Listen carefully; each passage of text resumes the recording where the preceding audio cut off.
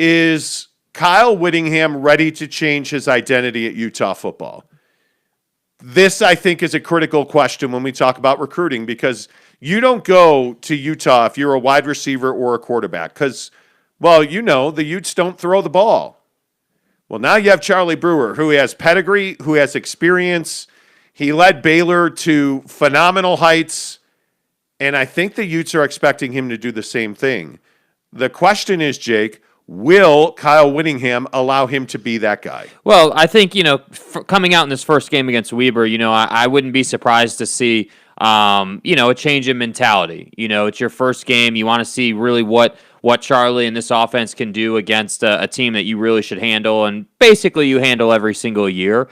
So this game really isn't even about whether the Utah is going to win or lose. They're going to win the game. But I think more importantly, when you're watching this game tonight, you need to be looking for how is Utah, choosing to go about it? How has Witt got this offense, ready to go for this season? Because I agree. What's the point of having a QB battle? What's the point of making, a big deal out of, getting Charlie Brewer out of Baylor if you just turn around and hand it off, a bunch of times every single week? What's the point of that? And so to me, I think, there's a lot of expectations on Utah. Not only do I think they should win the South, I think they should win the Pac-12, frankly, and I think they should be contending for a college football playoff spot. This team is as good as the 2019 team was. If you remember, that 2019 team was one game away, which was the Pac-12 championship, from getting into the college football playoff. So this Utah team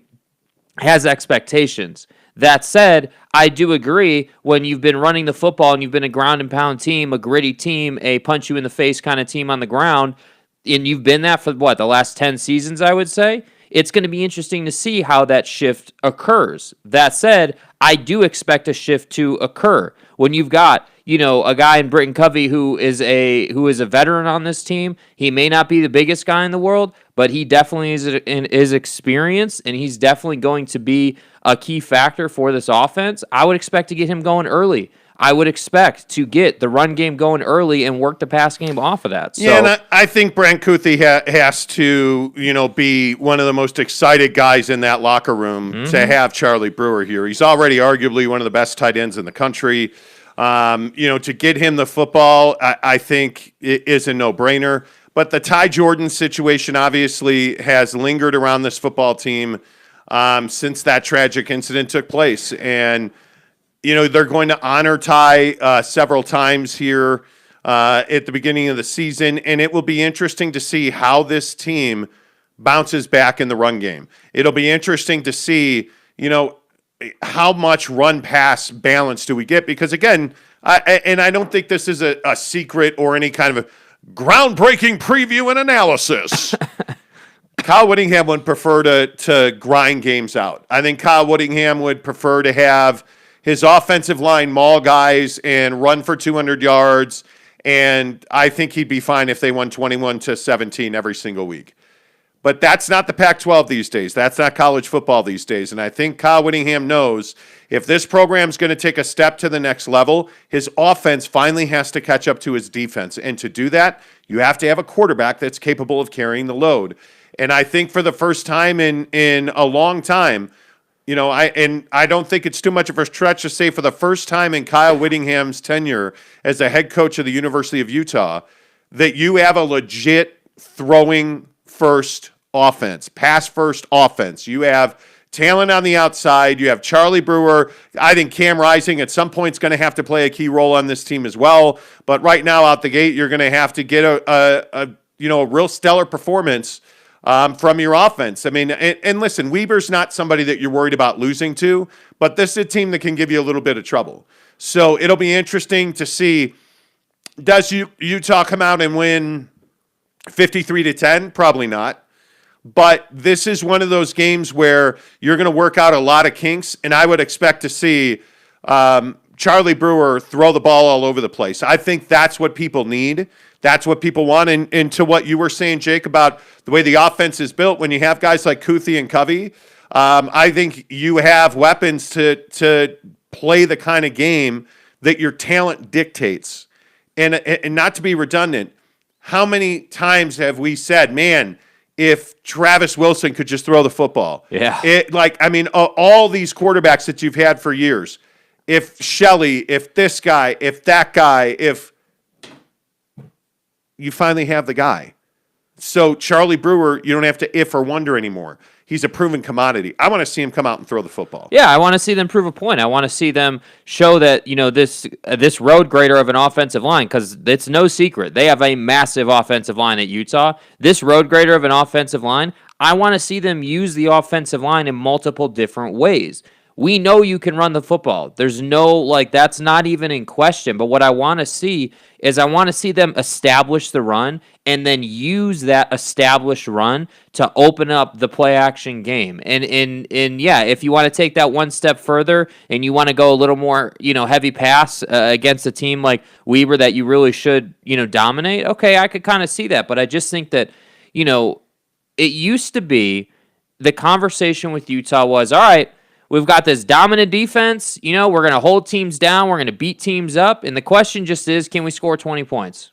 Can we score 20 points? And in prior years, that hasn't been the case. But I really do feel like with Charlie being the quarterback this year and what his skill set brings, they really should be able to be a well-rounded, check every box team. And that to me is why when you look around, just the Pac-12, I feel like they really should contend, if not be a favorite to win the conference. Simple as that. I mean, if you look at their schedule, they should be, 4-0 before their break, and then coming out of the break, they go to USC. That's when the season starts. You should be 4-0 headed into your break in October. Whoa. This is a year that BYU's winning the rivalry. Yeah, my ass. Whoa. My ass.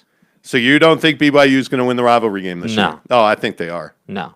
My fucking ass. Well, you know what? I think it's going to be tight. I'm not ready to make that prediction yet. I need to see, really the quarterbacks on both sides of I think on paper, we can say it's going to be close. On paper, I would take Utah, but the intangible and the momentum that BYU brings to the game, I think that's going to be important, and we'll talk about that all next week. Trust me. But you have something in front of you for both of these teams. I mean, this is a pretty important night for Utah. Excuse me. Again, you're not. The frustrating part is half your fan base isn't going to see this game. It's on Pac-12 Network. That's frustrating. The exciting thing is, I think the roof is going to be just blown off. Yeah. Of Rice Eccles Stadium, and obviously that's not an indoor stadium. It's an open-air stadium. The construction is, but cool. That place is going to be lit, and I think they're going to be hopping. I think it's going to be loud. I think there are so many people that are thirsty to be at a live football game that place is going to be amazing. And I think if you're Utah, you need to come out and just blow their doors off. Yeah. And I again will say, just show me what you can do passing the ball. I want this to be the year where you finally take that huge step forward offensively. And I guess maybe the question for you then is, what do you expect out of this Utah team this year? Because I'm one of the people who thinks this is a year that Utah can actually win the Pac-12, go to the Rose Bowl, play in the college football playoff, have the kind of year that you've been trying to have for a decade. I mean, where do you come down on that? Yeah, I'm right with you. I think, like I was saying, if you go back and you look at the 2019 squad, the squad that went to the Pac-12 championship, who lost and then didn't show up for their bowl game, that team is very similar to this team. The only difference is this team has a quarterback. This team has the X factor in Charlie Brewer. Now, of course, they got to go out and execute. They got to prove that they can have a legit passing game that you got to be a little worried about. They got to show that, but that's what tonight's all about. Tonight's about getting the cobwebs off, as you were saying, getting the kinks worked out, smoothing everything out, and being ready to go. And so, in terms of hey, when we get to the end of this season this year, where are the Utah Utes? What are they playing for? Yeah, they're playing for a spot in the college football playoff. That's what the expectation should be.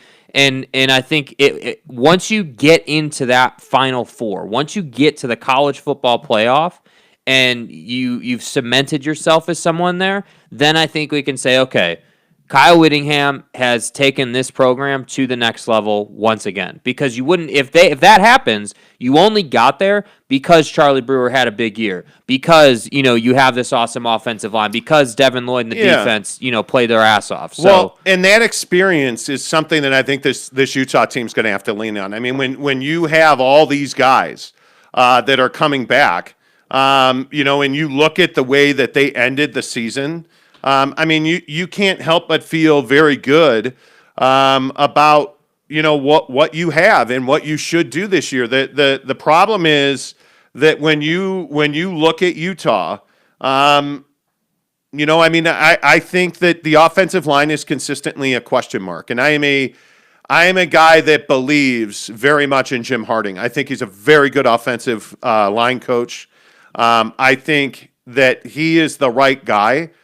I just don't know that offensive line and Kyle Whittingham, the identity of the offense has never been unanimous. And I think you had some of that with Ty Jordan.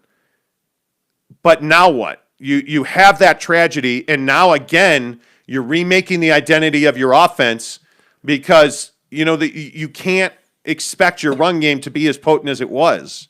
But now you bring in a guy like Charlie Brewer, and this is a guy that's got essentially 10,000 yards, 60 touchdowns, 39 career starts. Like, the thing that I'm struggling with is I want the identity to change. I want you to hand Charlie Brewer the football and say, go win us these games. Yeah. And I just don't know that Kyle Whittingham is ready to do that. I mean, can you get guys like Chris Curry? Can you get, Tavian Thomas, Micah Bernard? Can you get these guys to come together and establish one or two of these guys as your go-to? And if you contrast BYU and Utah, what you have in Pini Katoa and Algier in Provo. Yeah. Man, if you put that in Salt Lake City and you have two backs that you can turn around and confidently hand them the ball, and you have Charlie Brewer as your quarterback, you're in good shape. But you have a group of guys at the running back here that you feel like you don't know who the number one is. That's why you have co-starters, which means you have no starters. Yes. At the position. So as much as I want to see them throw the ball, I think you have to also be able to run the ball on any down and distance. So the one thing, I guess, to wrap this Utah offensive conversation up is, can the offensive line do both? Can we get pass pro? Can we get run blocking? Is that going to be the route to success for the 2021 Utah Utes? Will this team play in the Rose Bowl? I mean, if you're asking me today on Thursday, September 2nd, yeah, I think the Utah Utes are going to the Rose Bowl. I think that much of this team, I think Charlie Brewer is the missing component that this offense is needed, and I think it's time to throw the football. Yeah. I mean, I understand the gap that Ty Jordan left in that backfield and in the soul of this football team. Now it's time to honor that with production. It's time to use that damage, that loss, that pain that you felt, and let that motivate you. Let the honoring of Ty Jordan begin, and the best way to honor him is to have a balanced offense that's led by the pass game and supported by the run game. I think, honest to goodness, yeah, I think that's the way you do this. And I think Weber's going to give you all that you're going to ask for. I mean, this is, you haven't lost to a Big Sky team in 20 years. Yeah. You're 20, I think 1992, 93 is the last team so 25 years, 26 years since you lost to a Big Sky team, because I can't count math. Almost, let's call it 30 years. You haven't lost to a Big Sky team in 30 years. Yeah. That's not going to change tonight. No. You're going to beat Weber. But will you get that offensive identity? I think that's a huge question. Let's get some of your thoughts in here, because look at all the commenters on Utah football. Wow. Look at that. Okay, we're showing out today. Oh, okay. You guys are a BYU show. Yeah, okay. Okay. Okay. All right, that's fine. Let's see. Tanner Plummer says, my prediction, Utah over Weber State 45-3. There's no way it's 45-3. Weber is, and I kind of obsess over prep. And so looking at this Weber team, this is easily Jay Hill's best team. This is a FCS playoff team. This is a team that is going to give Utah a hell of a fight for 4 quarters every single snap. Jay Hill is obviously, an alum of this program. He is a guy that we all know well. I mean, he's up the road in Ogden. They're not going to quit. These guys all know each other. There's a lot of local ties. Yeah, absolutely. And there's a lot of local ties. This is going to be a hell of a fight. This is not going to be 45-3, Tanner, as much as I would like to see that. I don't think it's 45-3 at all.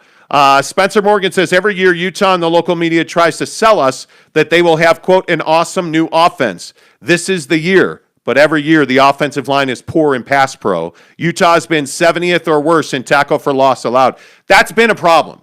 I mean, the backfield has been treacherous in the last 3 seasons. What's the best way to describe the offensive line for Utah? Inconsistent, I think, is the word that comes to mind. But here's the thing. It's short-sighted to say it's all on the offensive line. The issue is that when you don't have a passing game, what is the linebacker crew for the defense have to worry about? They're not worrying about the intermediate route that's going to get behind them. They're not worried about, the 15-yard dagger that's in front of the safeties but behind them. They're not worried about that. And that's the difference. I'm not selling you that they have this whole new offense and everything. I'm selling you that they have a damn quarterback back there who can actually throw the freaking football. That's what I'm selling you. Well, and the one thing that I think, not to interrupt you, but I think the one thing that's really important about that point, Charlie Brewer gets rid of the football. So when you have a good quarterback and you have a guy that can move as well, because Charlie Brewer is not a statue. Let's not forget that. Charlie Brewer is a guy that can be mobile and move in the pocket, move outside, roll, escape. That only makes your offensive line better. And I look at this offensive line, and I think that's why Brant Kuthi and Britton Covey are the exact guys you need with this offensive line. Get the damn ball out. I think that is one of those things. And it makes, by the way, it also makes what Ty Jordan did being the freshman of the year and, having the production that he had. It makes that all the more impressive because I do think this offensive line has been inconsistent. But I also think when you look at this offense, I think that you have a senior at quarterback. I think you have now, and I also understand that Britton Covey's 87 years old, and he is a 17th year redshirt senior. Yeah. But he's experienced. He understands route trees. He understands, hey, we're going to go hot here. I need to break this route off, or I need to go in. I need to run a quick out. And when you have guys that are experienced in your system, you have continuity and consistency, and that's why all of these returners on both sides of the ball are so critical for Utah. When you have that kind of experience, it makes the deficiencies, the lacking of quality or consistency in a group, running backs, offensive line, when you don't know what you have and you have inconsistencies, that experience makes you better. And when you have a quarterback in Charlie Brewer that's played at the highest level of college football, he's a senior, the ball's going to come out quick. And if you think he doesn't understand, where their strengths are, Charlie Brewer and Britton Covey have a relationship. I guarantee you that Charlie Brewer got here as spring football started, and he's owned this job since. It's been his job since day one. He knows the offense inside and out. He knows where the ball is supposed to go, but more importantly, I think he also knows where the ball can go. And a lot of times, I don't think that in college football you get that. A lot of times, what you get is you get a guy that's just going to throw it down the sideline and hope for the best because it's probably not going to be intercepted. Mm-hmm. Well, that's hoping. The best quarterbacks in the country don't hope, they execute. And I think that's what you're hoping to see from Charlie Brewer tonight. On the other side of the state here, you have a guy in Jaren Hall who we don't know what the heck we're going to get Saturday night in Vegas. By the way, I'd remind you, and we'll talk about that game in a minute, I think that's a much tougher test. Obviously, in Arizona than you have in Weber. But my point is, you have almost the same questions across the two teams in BYU and Utah. But again, I look at where this Utah team is going to be made. It's this week is your scrimmage, and then the next 2 weeks are incredibly difficult. I think at BYU and I think at San Diego State, I think are two very difficult games. And I think to your point earlier, yeah, you should be 4-0. When you get back home to play Washington State, you would better hope as a Ute fan that you're 3-0, because if you're 2-1, now all of a sudden Washington State becomes a critical football game for you. It's a conference opener. I totally get that, but you would really better be 4-0 going to USC, because I think this is a year that Utah is built to beat USC. I think this is a year that you can finally, play any kind of football that you want. That USC defense always is fast. They're always fast. Intelligent beats speed every single time. Mm-hmm. And I think you have experience. And that's why I say tonight, it's Weber State. You expect to win that game by 17 to 21 points. But it's not, how much you win by, it's how you win that game. That's what I'm really interested to see. So, 100% agree. Yeah, let me get some more comments in here. Tanner Plummer says, true, but 2019 they had a good offense. Yeah, they did. Dane said, how is Britton still playing? I don't know. From what I understand, you only get 4 years of eligibility in college football, and I think this is his 11th season as a wide receiver at Utah. Hey, it's Bishop Sycamore, find a way to get it done. Yeah, I mean, he's a red shirt guy. Whatever it is. 36. Anyway, who's better, Kuthi or BYU's Isaac? Oh, Kuthi's, to me, I think Brant Kuthi is a stud. Yeah. A stud. I mean, and it's not a BYU versus Utah thing. It's okay if you rep in the Y, just admit that Kuthi's a stud. I mean, the guy he's everything you want in a football player. He's got great hands. He's intelligent. He likes being physical. I just don't know what else you could want.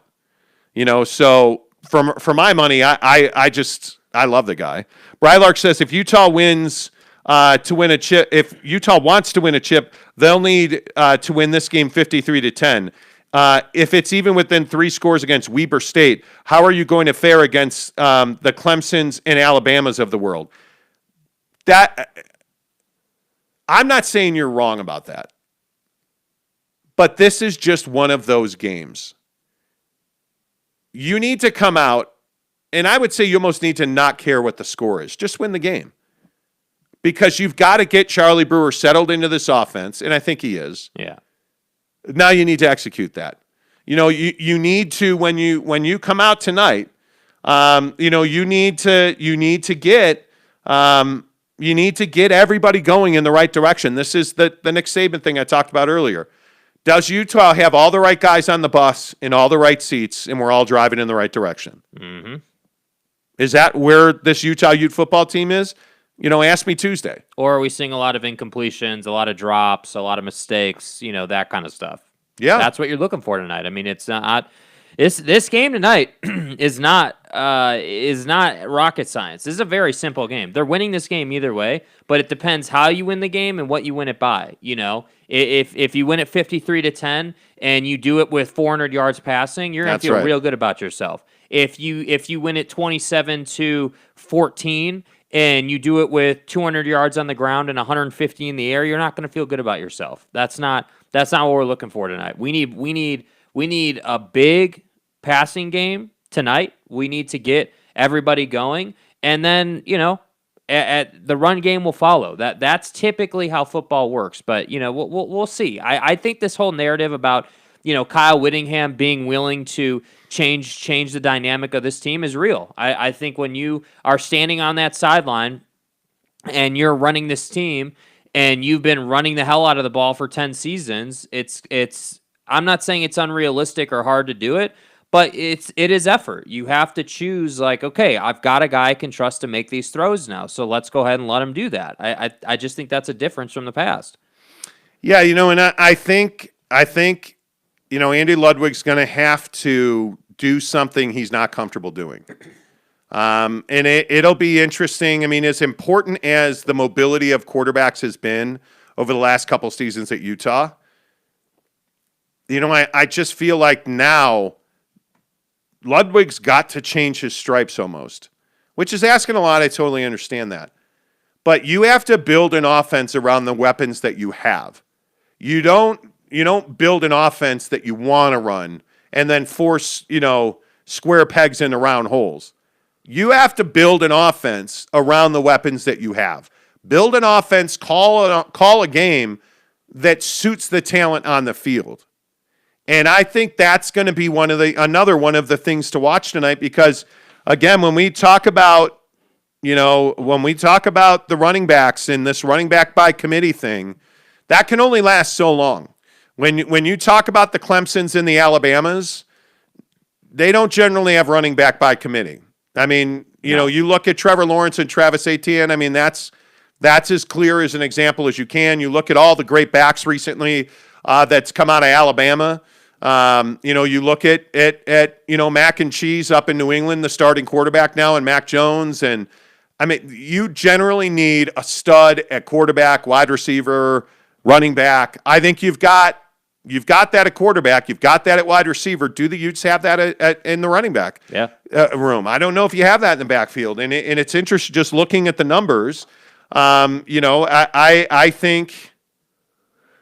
think it's going to be interesting to see what Tavion Thomas is. I mean, he's the guy. Isn't he the guy that you'd like to take over to win this job? I mean, I would think so. Yeah. But my guess is when you have 4 co-starters, my guess is that you feel like you have a group that's capable, but one guy hasn't separated himself. But that's going to happen. I mean, and that process starts tonight. I mean, you can only do so much in practice when you're playing your own defense. I mean, that's just it. Just is what it is. With the running back by committee thing, I think that'll work itself out. But I think the bigger thing when we talk about the running game or Charlie in the passing game or the offensive line, they all play together. It is a cohesive thing. So if the offensive line is trash tonight and they're missing assignments, the run game and the pass game are going to suffer. If the offensive line is really good, but Charlie Brewer's throwing interceptions all over the place, obviously the run game's going to suffer, and vice versa. So that's why I say, yes, tonight we should start to see someone in the running back room separate himself. That process should begin. But I think overall, what I'm looking for is I'm just looking for the smoothness of the offense. Are we all in alignment on what the play is, where we need to be, what route we're running? Are we getting a lot of false starts? That's what tonight is about, because I'm telling you, those first 10 minutes on your first drive of the game, that's when those mistakes will happen and they get worked out. So when you're watching this game, don't be worried about whether Utah is going to win. They're going to win the game. It's just a matter of what we see. Yeah, and the other question I have, and I don't know, this is probably going to be me sounding like a jerk, but how much you miss, how much you miss Sampson tonight? Your wide receivers are very, very interesting. You look up and down this list. I wonder, how much do you miss Samson Nakua? How much do you miss, the guys that are no longer wearing the U? Because you don't have a ton of bodies at wide receiver. Now the guys you do have, seem to be talented. But again, that's why I say tonight is not a throwaway game. Tonight's that game where guys need to win jobs. And that's the nature of football. You're competing week in and week out. But when you don't have clear number 2s and number 3s on your depth chart, and you have a bunch of guys in those spots, that's a little concerning. So when I look at, what you have in the tight end room with Kuthi and Fotheringham, or, you look at what you don't have at wide receiver, but you still have Britton Covey, it'd be nice if Ennis stepped out. It'd be nice if one of these other guys, took over and ran away with that number 2 spot at wide receiver, the number 1 spot at running back. All of these things make the offensive line problems go away, or perceived whatever your worst fears about the offensive line are. So I think tonight's about a lot more than just pounding Weber State. Yeah. Tonight's about a lot more of establishing people, and it'll be interesting to see what this team comes out and looks like. I mean, I'm excited. I mean, we have not seen this much anticipation on offense in quite some time. And, it's because you've had guys like Tyler Huntley who you believed in and counted on.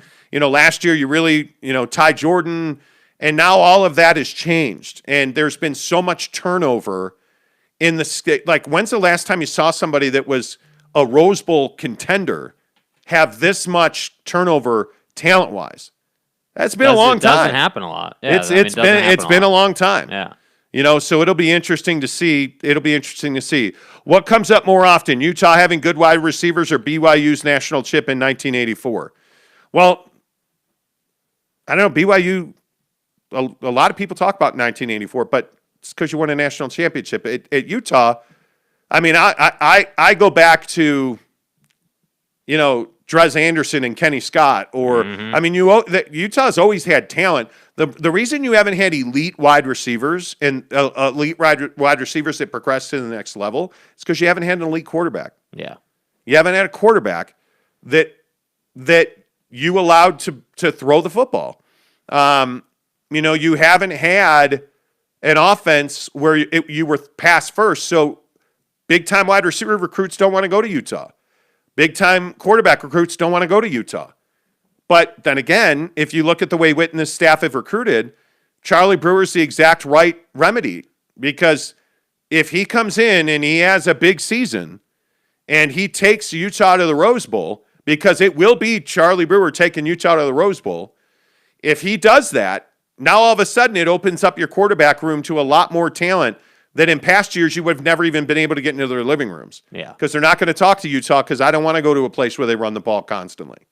Because that's what Utah's always been. So, and I mean, you have a legacy all the way back to Jamal Anderson of great running backs.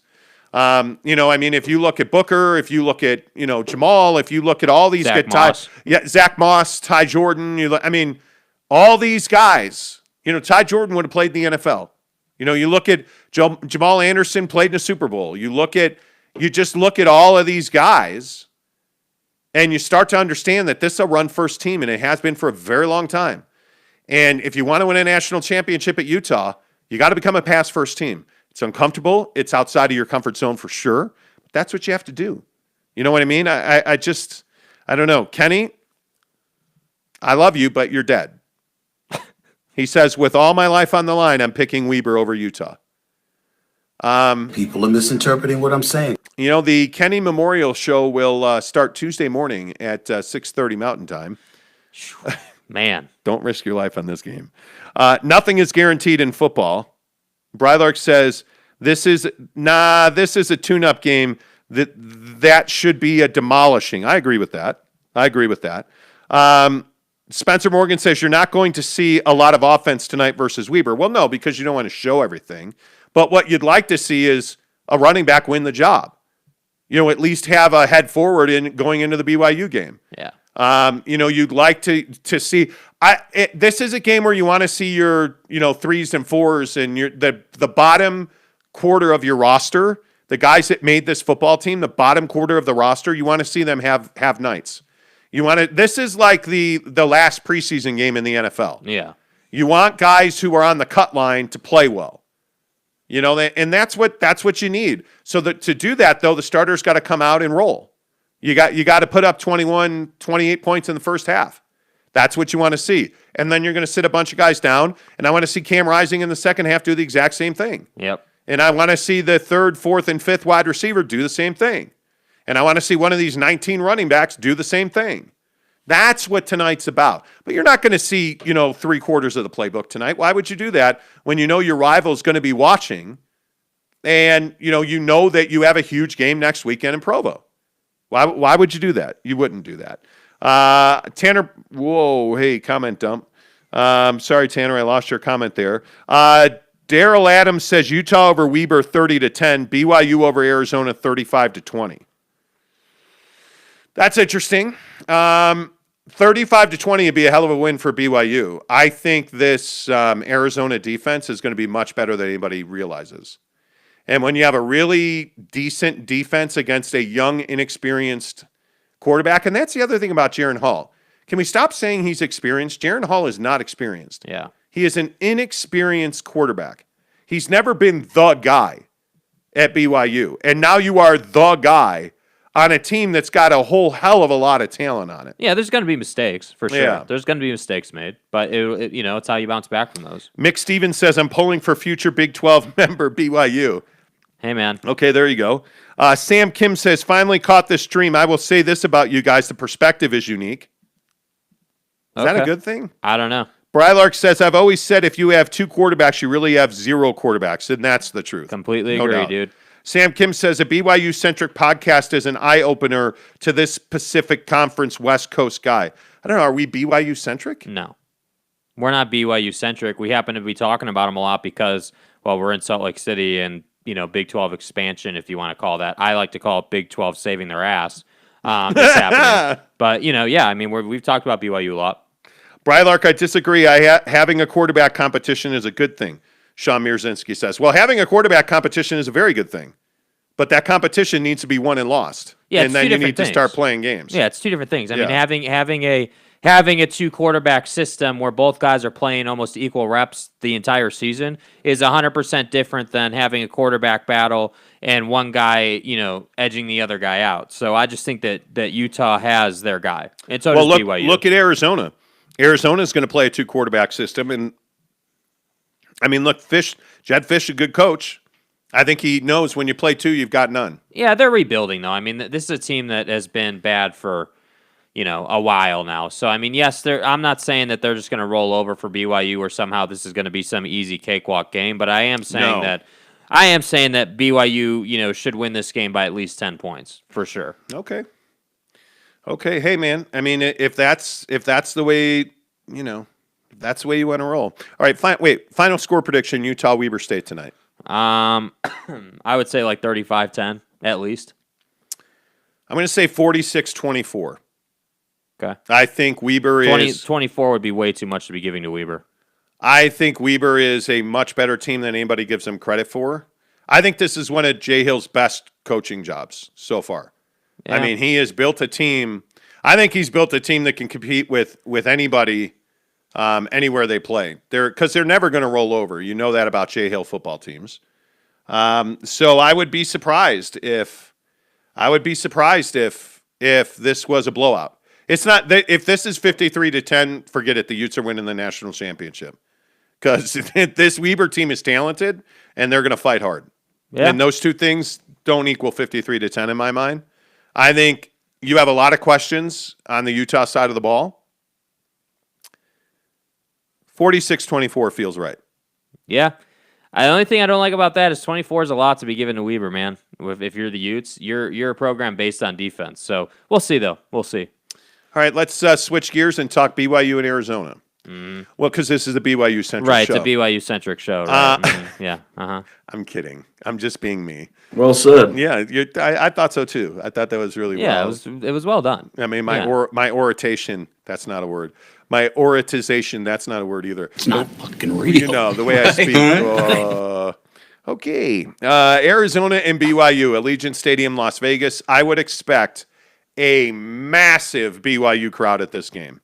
I think it's Vegas, and I think we all know BYU, they have an armada that travels anywhere they play football games, and there ain't a Utahn that doesn't love Vegas.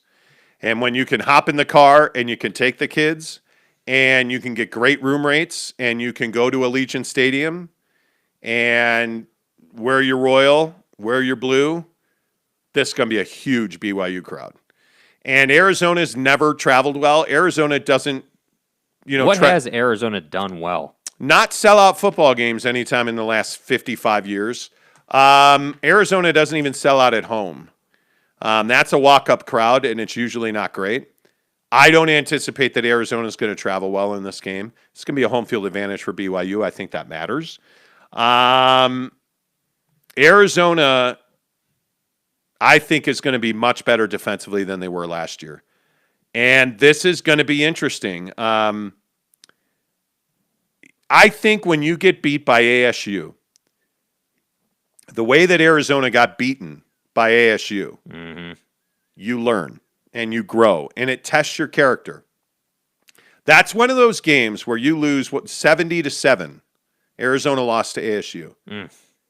And you just get it handed to you, snap in and snap out. You never competed, you quit, and you got rolled.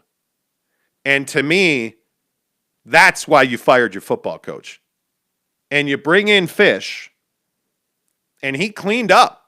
I mean, there are a lot of guys who aren't there anymore, but the guys he brought back are high-character, quality football players. And a lot of those guys are in the trenches. This game's going to be won and lost on the offensive line for BYU. And we've heard a lot about the quality and the experience of this offensive line. I'm not ready to anoint this a good offensive line in Provo yet. It's going to be interesting. And a lot of the success or failure on this offensive line is going to be Jaren Hall's ability to do something other than run if he panics. As we talked about with Charlie Brewer, does Jaren Hall know where the ball is supposed to go, but where it can also go? That's a big question that he's going to have to answer as a young guy that really, for the first time, has significant responsibilities and expectations on his shoulders. Yeah. And this is when we find out what kind of quarterback Jaren Hall is. Because there's quality behind him, one would think. But this is the guy that you want to take over. He's young, he's fast, he can throw, he can run. He should be the quarterback that makes the offensive line better. But will he? Because you know this BYU football team can and will run the football. With Algier and Katoa, you know what you have. That's a known commodity. But you don't know what you have in Jaren Hall. What you do know is you have a mountain of talent in the wide receiver room. I think your best wide receiver group in many, many years. Certainly the best that Kalani's ever had. And you have an offensive coordinator that knows how to use this talent. So when we talk about games and we talk about matchups, my only question is, how long, Jake, do you expect it to take for Jaren Hall to get comfortable? In terms of games, I mean, I think probably, under 3 games to really take over and really come into his own as a quarterback. I think he knows the system. I don't really worry about, him, knowing plays or where the ball should go. What I worry about with Jaren is the balance between him running and him throwing. So as you were just alluding to, you've got a pile of talent in the wide receiver room. So what that then means is that you need to utilize that, You don't have, for BYU, they're fortunate. They have a pretty solid offensive line. I agree they have some proving to do, but they really should be able to do well against Arizona. My biggest thing is with Jaren, is he going to be pulling the trigger too much on leaving the pocket? Is he going to be too run happy? Because he is a gifted runner. He can run for sure. But at the end of the day, for this offense to be successful, he's got to be able to deliver the football standing in the pocket. And that's what I want to see out of this guy. We've heard all about how he's got this big arm and he's throwing the ball and everything looks great. Okay, well, I just want to see that, I don't doubt his ability, but as an example, Charlie Brewer, I don't doubt that he can throw the football because he's got the numbers at a major school. I know he can throw the football. That's not even a question on the radar. But like you were saying, it's not like Jaren is super experienced and, has done all these amazing things. He is a gifted runner. He's a gifted thrower. Now it's time to show that you can do that against Pac-12 talent. And if he can do that, BYU is going to be in great shape because they have, the talent that they have at wide receiver, because they have the known commodities at running back. So tonight, for me, is about the offensive line, and it is about Jaren Hall. And other than that, everything should really fall in line for BYU. Well, and you know what? When I look at Jaren, I say to myself, man, this is a guy that you should be able to really rely on. And when I look at this offense, my biggest question again is going to be, what are they asking Jaren Hall to do? Because I think the knee-jerk easy reaction would be, okay, slide in there. Hey kid, don't try to be Zach Wilson. But if you're Jaren Hall, isn't it just a natural instinct to say, man, I'm going to put Zach's numbers up in my locker, and I want to meet or exceed those numbers. Like, it would be hard not to compare him when we get to December and January and we're doing a postmortem on the 2021-2022 BYU football season. My question is, will we be saying, well, man, Jaren Hall's no Zach Wilson. Yeah. That's what we've got to avoid when we're talking about BYU football, because you're never going to replace that kind of production. You're never going to replace that kind of quality, the command, the presence, the ability. What you have to do is be thankful you had that, but allow Jaren to step in and grow into those immense shoes that Zach Wilson left behind. Yeah. Because he's a guy that I think absolutely can do it. And again, I know that you have a lot of talent behind him, but if you right now are just wondering when Baylor's going to get his shot, you're making the wrong mistake here as a BYU fan. Because I think that when you have, when you have guys like Gunnar Romney, when you have Isaac Rex, when you have that kind of talent, I think you're going to be good. The question is about the offensive line again. And I know that I tend to be the guy that always plays the worst case scenario here. What? I know. It's not the best situation, and we all know that. I know. You have got to get you've got to get confidence, consistency. You've got to get guys in the right place who know that they can step up and play well. I want better fucking execution. Because when you lose a guy the quality of a Brady Christensen, when you lose that guy, how do you replace that guy in the line? I mean, everybody talks about Zach Wilson. What I want to know is, how do you replace a tackle like Brady Christensen? That's a huge question for me.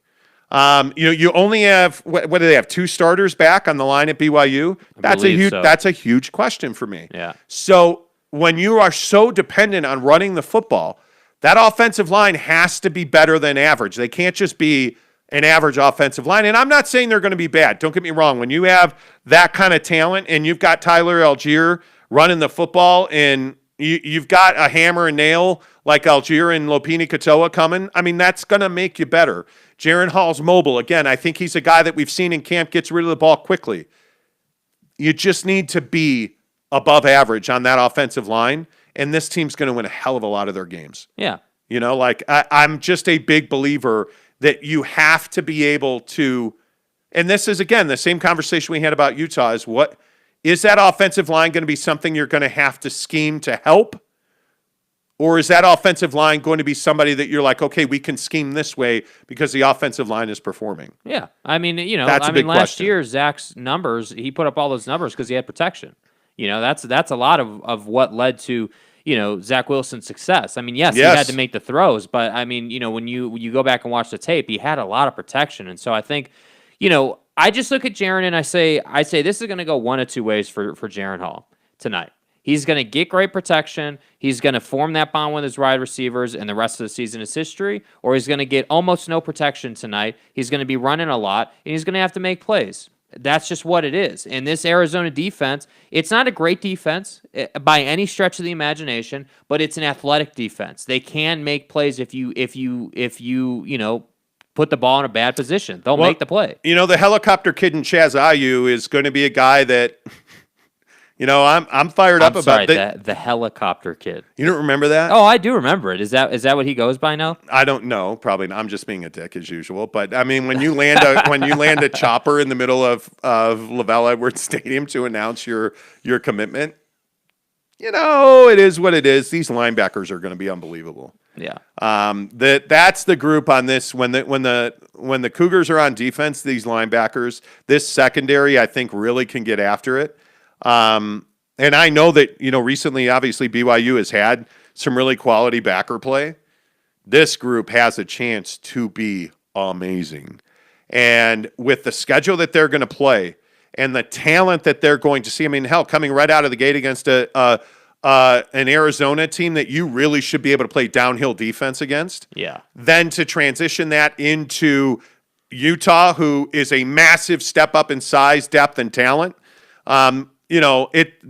One of the reasons I think that it could be the year that BYU gets over on Utah, the linebacker talent and depth, the ability, the speed, the tackling, the desire, and then to hand the ball over to the offense and get a guy like Algier who he can run you over and then take it to the house. I mean, the Navy game showed us that for sure. I have a lot of hope for this BYU team, but again, what are we going to get in the defensive and offensive lines? That's where this team's going to win and lose games. And any Kalani Sitake team has to be good in the trenches. Has to be. And I understand. I know that seems simplistic and, every team's got to win the war in the trenches. Sure, I get that.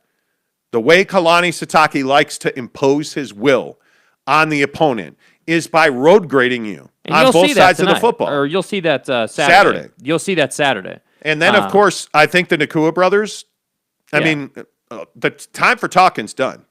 I mean, the transfers and oh my God, and the wide receiver room. It's time. Let's go catch some footballs now. And I think the wide receiver group here makes the offensive line better. Sorry to wake you up. You yawn at least once a show now. Yep, I do. Sorry, I didn't mean to put you to It's Thursday. Sleep. It is. It's been a long week. It's been a long week. Stressful week. Yeah, I'm glad it's today's our Friday, by the way. Don't forget we won't have a show until Tuesday. We'll be off tomorrow because I'm going up to Yellowstone to have some wilderness activities of procreational varieties. I want it. I'm thirsty. We'll be back Tuesday with a new show for you.